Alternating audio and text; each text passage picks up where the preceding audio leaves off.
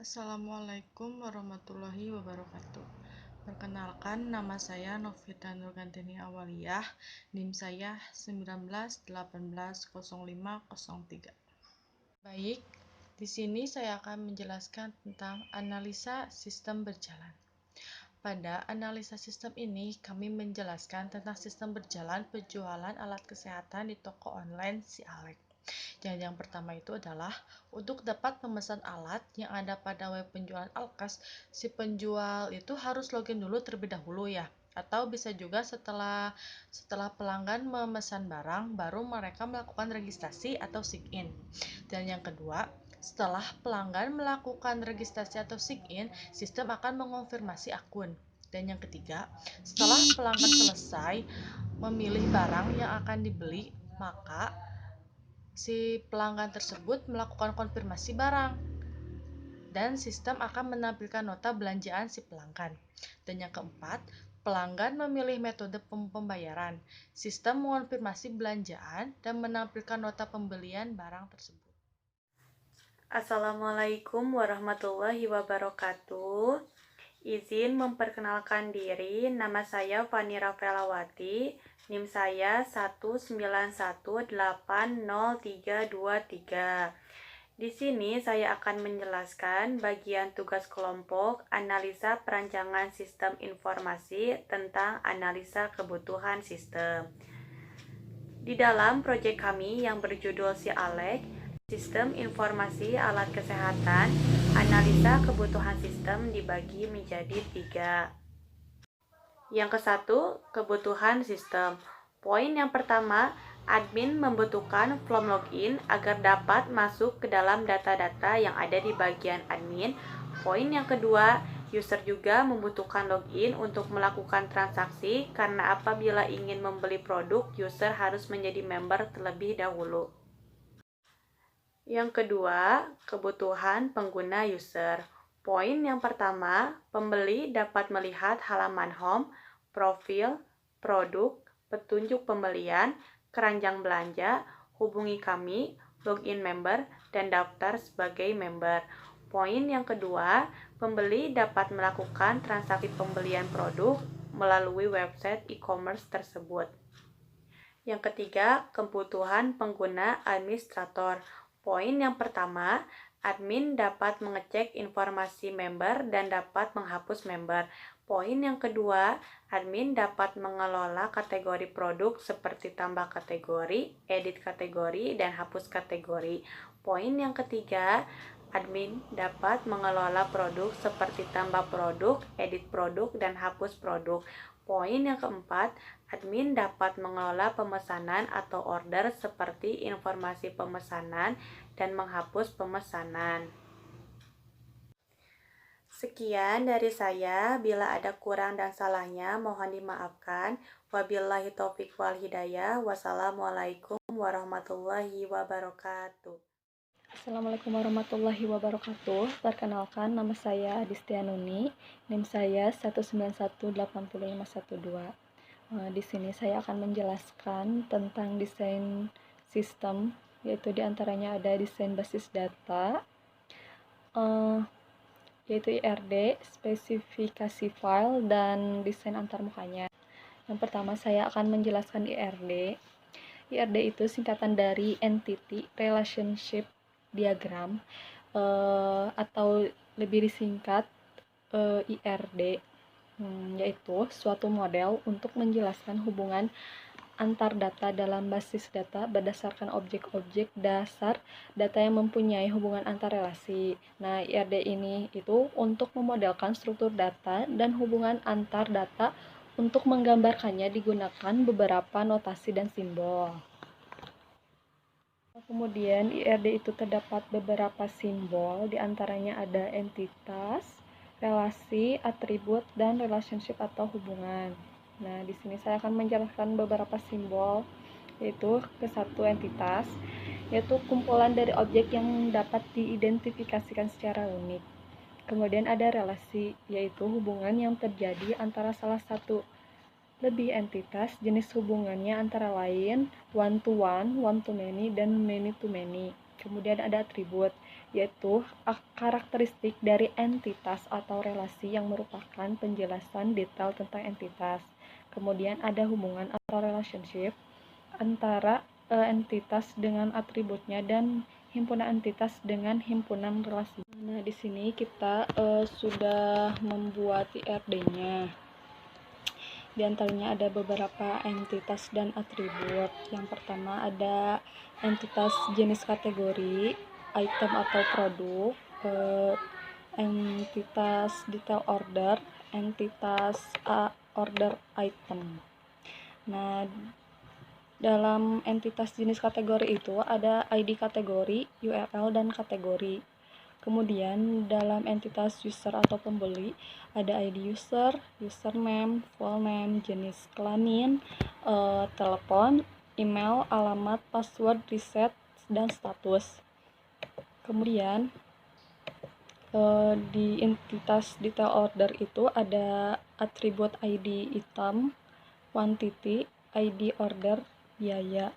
Kemudian ada entitas order item, antaranya atributnya yaitu nama pemesan, ID order, email, kota, tujuan, tanggal pesan, total, kurir, servis,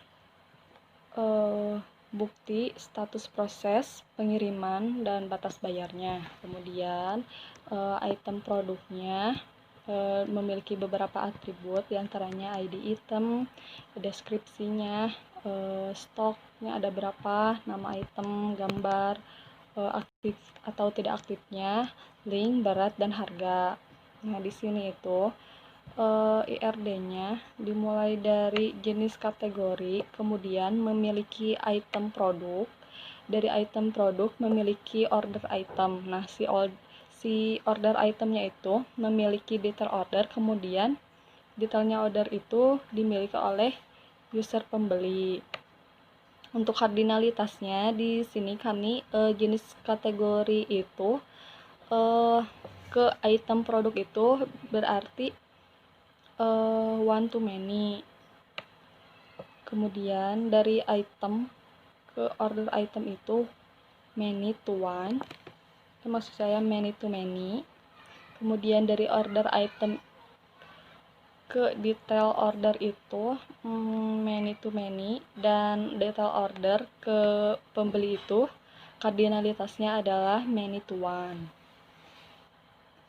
Kemudian saya akan menjelaskan spesifikasi file. Nah, di sini filenya itu kayak deskripsi dari tabel-tabel yang ada di database-nya. Di sini kami dalam aplikasi itu menggunakan sebuah file database dengan nama db_alkes, di mana db atau database ini terdapat 10 tabel. Di antaranya yang pertama ada db alkes dengan tabel admin. Di sini tabel adminnya itu ID adminnya itu menjadi primary key, dan foreign key-nya itu ada nama dan emailnya. Kemudian yang kedua ada tabel detail order. Di sini untuk primary key atau progeny key itu nggak ada. Yang ketiga ada tabel favorit. Nah, tabel favoritnya itu sama, tidak ada foreign key dan primary key-nya. Yang keempat ada tabel image. Nah, di sini tabel image-nya itu tidak ada, sama. Kemudian ada maksud saya ada tabel items. Nah, di sini tabel itemsnya itu yang dijadikan primary key-nya itu adalah ID item. Kemudian ada tabel kategori. Nah, di sini tabel kategorinya itu ada primary key-nya yaitu ID kategori. Kemudian ada tabel order. Nah, di sini tabel ordernya itu yang dijadikan primary key-nya itu ID_order. Kemudian yang ke-8 ada tabel profil. Tabel profil itu primary key-nya adalah ID profil. Kemudian ada tabel untuk kategori, sama, tidak ada primary key dan foreign key-nya. Yang terakhir ada tabel user. Nah, di sini untuk primary key dan foreign key-nya itu terdapat pada ID user sebagai primary key dan foreign key-nya itu username dan email. Nah, kemudian saya akan menjelaskan rancangan antarmukanya. Di sini berisi rancangan antarmuka halaman admin atau pengguna. Yang pertama, di sini kami menggunakan balsamiq mockup untuk perancangan antarmukanya. Yang pertama ada login. Login itu untuk memasukkan username dan passwordnya pada user yang udah mendaftar. Kemudian ada ganti passwordnya di sini, di mana halaman ini dapat mengedit, mengatur ulang password. Kemudian ada antarmuka halaman form registrasi. Di sini untuk halaman di mana untuk mengisi atau mendaftarkan diri. Kemudian ada antarmuka halaman produk. Nah, di sini merupakan halaman tampilan di mana user dapat melihat koleksi produk kategori yang ada pada websitenya. Kemudian ada rancangan antarmuka halaman keranjang atau belanja. Halaman ini merupakan halaman keranjang belanja di mana berisikan produk yang telah dibeli oleh user. Kemudian ada antarmuka halaman edit pesanan. Nah, di sini fungsinya itu untuk mengedit atau mengubah nama barang dan jumlah barangnya. Kemudian ada rancangan antarmuka halaman checkout. Nah, di sini itu berisikan nama pengguna, alamat, provinsi, kayak alamat lengkapnya, kode pos gitu, terus ada kurirnya apa dan total biayanya berapa yang harus diisikan oleh user agar tidak terjadi kesalahan dalam pengiriman. Sekian dari saya. Wassalamualaikum warahmatullahi wabarakatuh. Assalamualaikum warahmatullahi wabarakatuh. Perkenalkan, nama saya Daya Firmansyah. Saya dari kelompok 5. Di sini saya akan melanjutkan penjelasan yang sudah dijelaskan oleh teman saya. Nah, di sini saya akan mencoba atau melakukan testing, yaitu untuk form login sama ini registrasi. Nah, di sini kita pertama kita coba testing loginnya dulu. Di black box testingnya itu kan yang pertama benar dulu ya. Pertama seperti ini yang sudah punya. Kita pakai yang itu, kita pakainya ini aja username-nya, kemudian yang selanjutnya passwordnya. Nah, kemudian kita login. Oke. Nah, ini sudah berhasil. Nah, artinya ya kita tinggal melanjutkan yang gagalnya. Jika gagal atau tidak, atau yang apa sih, jika username atau passwordnya tidak isi, apakah akan berhasil atau pesan gagalnya seperti apa gitu. Kita coba, misalkan kita isi yang ini dulu. pakai email aja.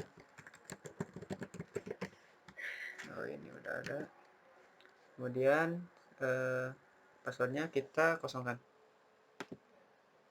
Nah, jika misalkan kita ingin masuk nantinya, nah jika kita tidak mengisi salah satu atau misalkan keduanya, nanti akan muncul pop-up pesan flash message seperti ini.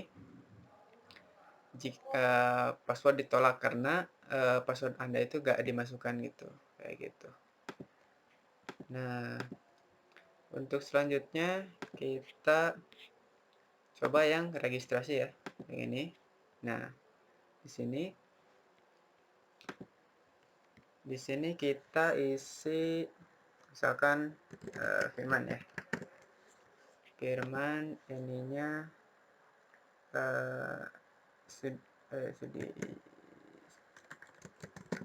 Sudiarna itu. Kemudian untuk username-nya kita Firman aja. Emailnya firman@gmail.com misalkan seperti itu. Nah, kita tes ini yang berhasil dulu ya. Untuk passwordnya kita yang simpel aja 1 2 3 4. Terus ketuk ulang passwordnya. Pilih jenis kelaminnya, kita pilih laki-laki aja. Misalkan nomornya kita acak aja ya.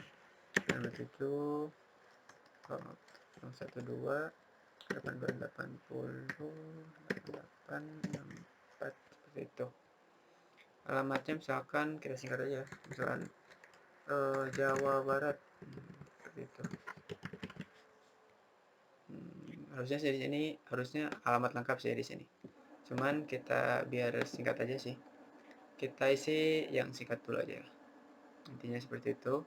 Kita submit nanti. Oh, di sini ternyata passwordnya harus lebih dari 5 karakter ternyata. Nah, karena di sini tadi mengetikkan cuma 4 karakter, 1 2 3 4, kita tambahkan jadi 5 6. 1 2 3 4 5 6. Oke. Kita ambil lagi. Alamat, oh ternyata alamatnya harus lebih dari 10 karakter seperti itu. Kita Jawa Barat, kemudian Sukabumi, aja itulah. Kampung Naga, jangan itu. Naga, desa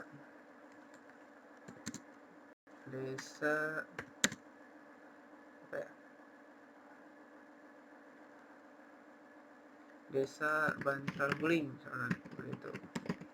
Guling. Kemudian kecamatan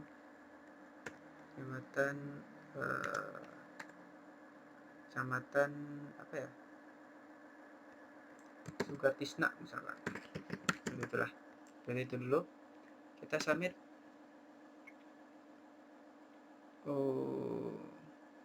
Lupa saya. Oh iya benar, saya lupa ngetikkan kembali passwordnya. Maaf. Kita ulang lagi. Passwordnya tadi 1 2 3 4 5 6. Kita ketik lagi 1 2 3 4 5 6. Oke, semua udah diisi. Let's go submit. Jadi seperti itu untuk black box testingnya. Ini sudah berhasil. Nah, kita login yang tadi ya, yang Firman. Firman. Kemudian passwordnya 1 2 3 4 5 6. Kita login dan apa yang terjadi? Ternyata bisa login seperti itu. Baik teman-teman, mungkin hanya segitu saja yang bisa kami sampaikan. Mohon maaf bila ada salah-salah kata yang tidak enak didengar. Kami dari kelompok 5 pamit undur diri. Assalamualaikum warahmatullahi wabarakatuh.